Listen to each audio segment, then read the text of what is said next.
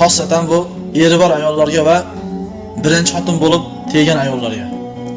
Sizlar o'zingizlarni ololmaylar, bunday qilibchi. Xo'pmi, iltimos sizlardan.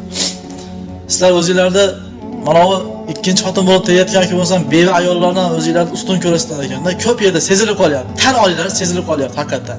Kommentariyalarda, boshqa yerlarda, ancha videolarda ko'ryapmanda sezilyapti. O'zingizlarni ustun ko'rasizlar ekanda, bulardan ko'rachi. Sizlardagi nima import dinasida yaralganmisizlar? Hammamiz ham bitta narsani yaralganmiz, bu narsani tan olishlik kerak-da, haqiqatan. Erkakcha gap.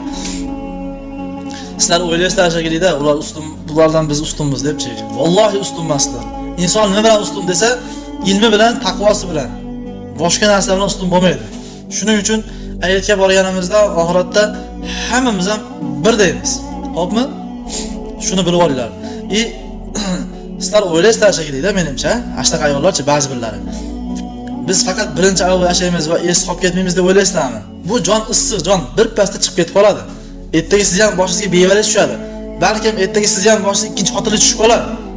Chunki mana shu ikkinchi bo'lib tegayotgan ayollar ham hech qachon onasining qonidan faqat tushganda ikkinchi xotin bo'lib tegaman deb orzu qilmaydi. Hammasi ham bitta yagona bo'lib yashayman deb harakat qiladi. O'ylaydi va niyat qiladi shu narsani. Lekin taqdir taqozosi shundayki, Alloh biladigan